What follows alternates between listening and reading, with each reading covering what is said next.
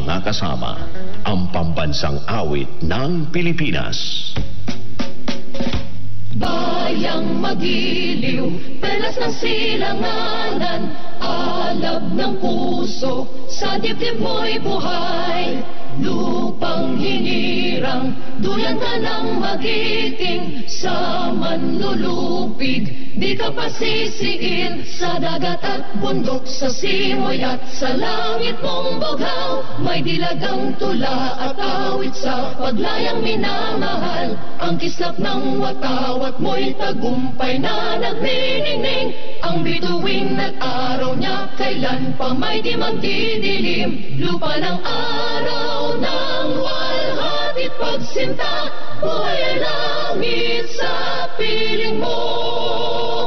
Aming ligaya na pag may mga api, ang mamatay ng dahil sa'yo.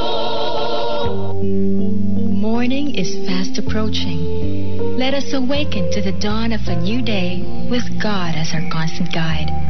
May He grant us wisdom in our decisions, courage to rise from our mistakes, devotion to our duties, and readiness to share and cooperate for the good of our families, our community. May He spark in us a love for the truth, respect for one another, and an urgency to serve. May He preserve us from false pride and selfish words, and help us to live in peace with one another as brothers.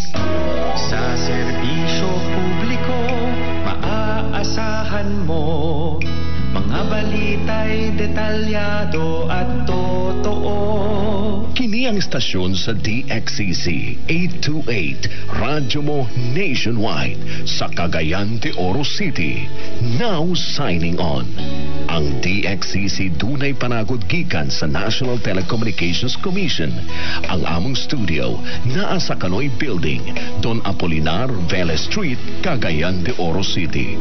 Ug ang among transmitter naa sa Bara Opol, Misamis Oriental.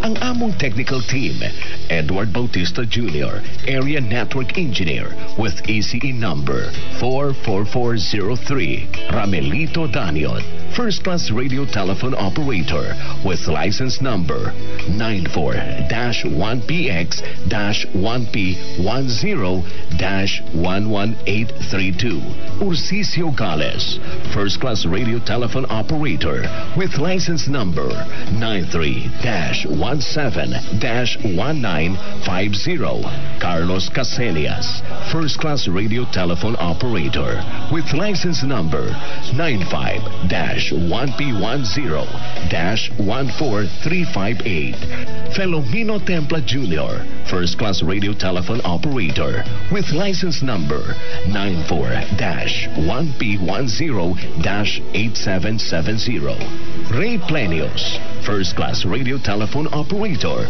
with license number 93-1P7-2508, Erlando Antimano, First Class Radio Telephone Operator with license number 95-1P12-15696. Ang istasyong DXCC 828, radyo mo nationwide. Nagapaningbayan ka ninyo sa usa ka maayong adlaw, Cagayan de Oro City. RMN, Luzon, Visayas, Mindanao. RMN.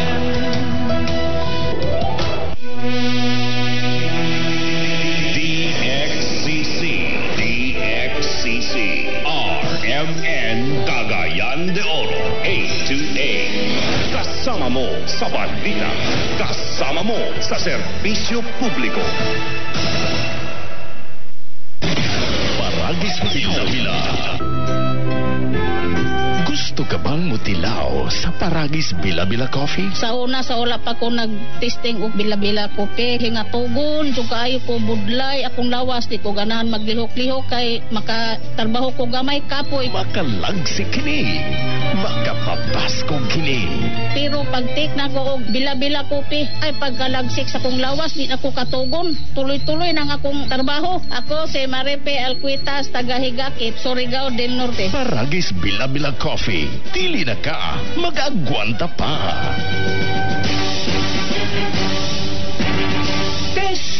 Testimonya. Oh, kasi na. Nga mo nagtiil mo mamaso si ma? Milaggo man. Mihugo ka. Tungod siguro ni sa akong sakit ka diabetes. Paglikay na lagi anang mga ginadili ni mong pagkaon, ma. Ay, nilikay naman bitaw. Tanahin noon sa klinik, ma. Kaya ipa-check up ka. Dali na. Di manggani ko makalakaw. Unsa? Mas maayo pa siguro, ma. Nga ipa-admita na lang ka sa ospital. Ayaw na. Palitin na lang hinuon ko palihog atong nabati na ako sa radyo. Daghan kayong testimonya nga nakapamatuod sa kaepektibo ni ini. Unsa man na, ma? Mga kaparagis, niya karon sa tong istasyon, ang usa ka nanay nga buot mo pabahati sa iyang kasinatian. Maing adlaw nay. Maayong adlaw, sab sir. Ako di ay si Susi Madagsaan nga taga-Upper Limato. O sa may ibong balatian ay, ya magsige magka og balik-balik sa pagpalit sa Paragis Bila-Bila Herbal Capsule. Diabetic man ko, sir. Unya, manakit perming akong kalawasan. Maulian man ko basta makatumar ko. Kapila man imo imno. Katulo kada adlaw. O sa may kinay imong gipati sa una nay, kantong pagka magtumar sa itong produkto. Na, di gyud ko makalakaw, sir. Oy, tanawa na gud nga akong tiil. Lagom kay nasuna. Masamad, dugay kay maayo. Pero nagmaintain lang ko. Wa, gyud ko mobiya, sir. Sobra tuig na. Para wa na gyud ko'y problema. Gamit sa tiya sa Paragis Bila-Bila Herbal Oil. Ooy, maoy akong haplas. O sa may ika-advise nimo sa atong mga kaigsuunan nga naminaw karon nay. Ako gud silang dapiton nga mamalit sila sa maong produkto sa Paragis Bila-Bila. Kay ako naulian gyud ko. Mao gyud nay kamatuoran. Kay sa Paragis Bila-Bila, dili na ka mag-agwanta pa.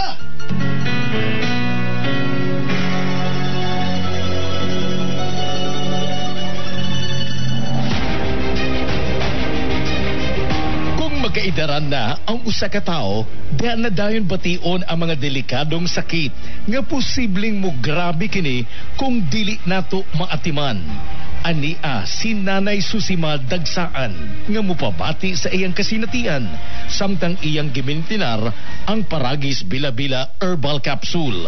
Katulo sa usa ka adlaw niyang tumaron kini ug giubanan sa saktong diet ug exercise. Unsa man ang atong balatian nga sige magabalik-balik og palit sa tuang Paragis Bila-Bila Herbal Capsule? Kana rawang ko andong kanira gyud akong diabetic. Ya, panakit sa lawas, maulian man ko. Kana capsule. Ikapila man nimo sa imnon? Siya katulo sa isa ka adlaw. Unsa gyud ang imong gibati sa una nay nga wala pa ka nagtumag sa tuang Paragis? Dili ko kalakaw oy. Tanaw ra ko nang kuan sa kuan diabetic. Kani pero nagbintin lang ko, wag ko mabiya, hantod mo, sobra tuig na. Hantod karon. Parang, way problema. Haplas, nagagamit ka haplas sa nay? Haplas niya. Haplas sa Paragis, nagamit ko. Susi Madagsaan. Taga-asa? Upper Limato. Unsay maingon nato sa ato ang mga kaigsuunan nay nga naminaw karon? Kapito na ko sila nga mamalit sila para maulian sila anang produkto sa Paragis. Kaya ako na ulian jud ko. Mga kaparagis, isabay usab ninyo ang Paragis Bila-Bila Herbal Coffee nga antioxidant nga magkapahupay usab sa ato mga heart problems. Adto na sa inyong mga suking butika ug palit ug i-maintain ang mga produkto sa Paragis Bila-Bila aron kitang tanan healthy anytime, all the time. Kini ginama sa GFMQ Marketing. Kaysa Paragis Bila-Bila, dili na ka mag-agwanta pa.